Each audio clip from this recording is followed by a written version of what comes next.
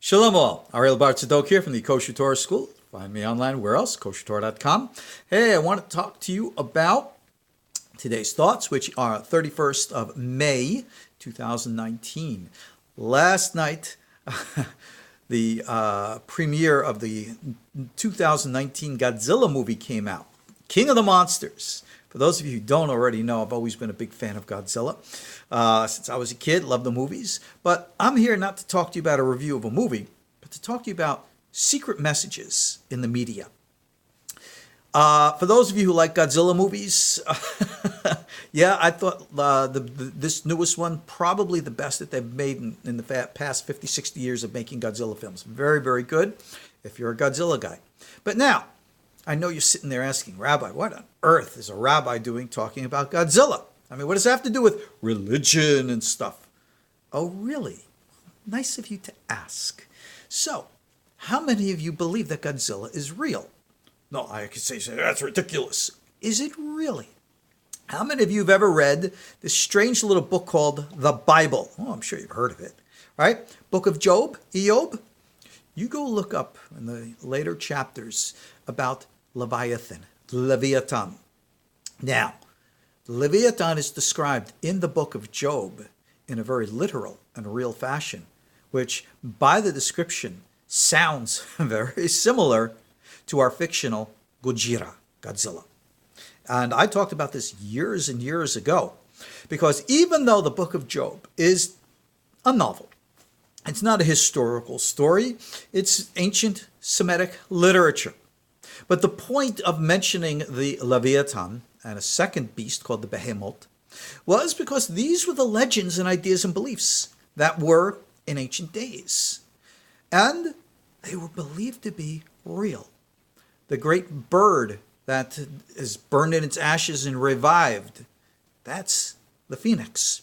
It's also very clearly verbatim in the book of Job. Dragons, book of Job. Unicorns, hey, just going to the Gemara for that. They were called in Bible times the Tachash. And it is said that it was the skins of the unicorn that were used to cover the Ark of the Covenant. But now, secret messages in the media. When I was watching this Godzilla film last night, in spite of all the loud screaming monsters and good old fighting and all the rest, they introduced some concepts into the film that I never saw before in the Godzilla genre. Specifically, the hollow earth theory, the inner earth theory, and the sunken city of Atlantis, the pre-Adamic civilizations from ancient times. Now, we've discussed a lot about that here in our KosherTorah School, and here it is, subtly woven into the plot of a Godzilla film.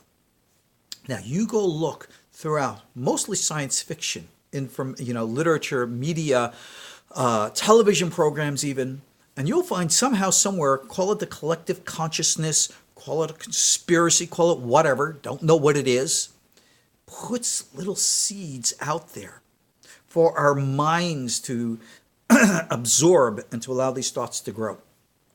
One of the best science fiction programs that I remember watching about 20 years ago was one you might know called Babylon 5, where in which the entire universe was at war between these two ancient races called Vorlons and Shadows, which is very similar to our Kabbalistic teachings and understandings of those forces called good and evil. And indeed, the Vorlons were portrayed as being these aliens who on Earth were portrayed as, or viewed as, or experienced as angels. So I want you to understand that whether we're talking about Star Wars and the Doctrine of the Force, the good old 1984 version of Dune, which had profound teachings about the weirding modules, sound, tonal technologies, the likes of which we talk about in Kabbalah, there is secrets in the media. In modern genres, older genres, television shows, Twilight Zone and the like. I just finished before coming online here, while I was eating my lunch, the 1951 movie Day of the Earth Stood Still with Michael Renee. Again, subtle secrets and hints put out there for you and I to absorb. So my message to you is, yes, There are secrets, secret hints in the media, secret messages in the media. They are out there.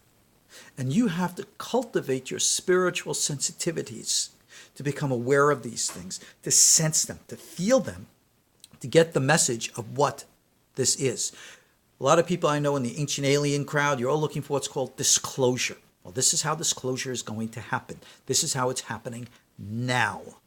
No, there's a lot of stuff out there that's not literal, it's not real, it's all make-believe fantasy, such as Sitchin's Anunnaki theory and the like. I know a lot of you believe in that, but sorry, gotta tell the truth. But there's a lot of truth out there, and you gotta look for it. And that looking starts inside you. I offer courses here at our KosherTorah School about meditation, contemplation, expanding the psychic powers of your mind in a proper way so that you can become more sensitive, more aware. Hey, doesn't that sound like Force training for a Jedi? Gee, I wonder where George Lucas got that idea from. I'm sure he'll say it came from the Shaolin. But how many of you know that the original family names of the Shaolin temple were the same Jewish names of the Chinese Jews of Kaifeng? Connection, Torah, Shaolin. Secret messages. They're all around us. Look for them. You'll find them. Come to our KosherTorah School, take one of our courses, join our classes, read what I have to say about these things online. See for yourselves. We'll see you all soon next time. God bless. Shalom.